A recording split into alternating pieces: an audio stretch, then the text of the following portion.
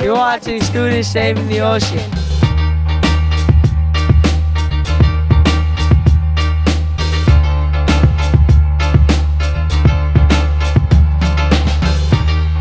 This is Hermit's Cove, and we're here at Coastal Cleanup Day, which is once a year. Volunteers come to places like this and just pick up all the trash that's like along the shorelines. Learn how to dispose of things properly. I think that's really important.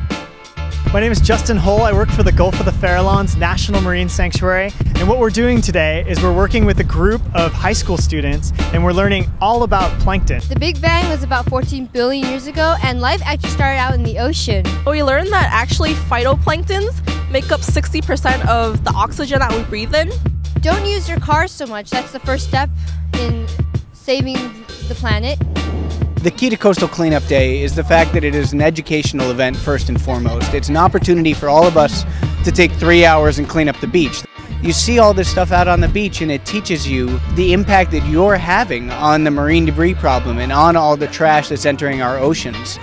Stop using single-use disposable items. It is the major thing that we have to pick up every year. Literacy for Environmental Justice is an environmental education and youth empowerment organization located in Bayview, Hunters Point, and we are addressing the health and environmental concerns of this neighborhood and surrounding communities. I'm picking up the trash, and basically I'm writing down whatever he picks up.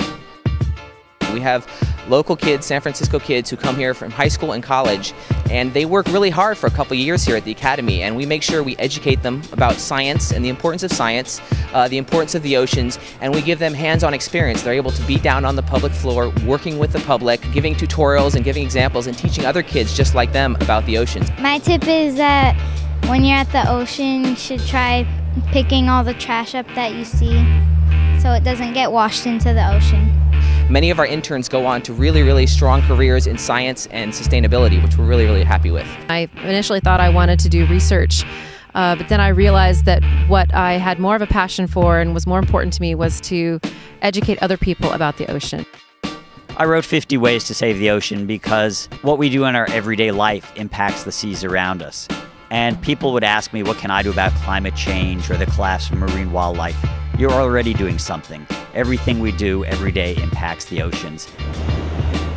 Sustainable seafood to us here at Fish is seafood that can reproduce faster than we're pulling it out of the oceans. When the fishermen go out and catch fish, they're catching it in such a way that they leave some for the next day, that we don't deplete the resource, we don't harm the habitat, we don't harm the forage fish that the other fish depend on for future generations. The importance of sustainability can start with our children. Myself being a parent, I know the influence that my kids have on me.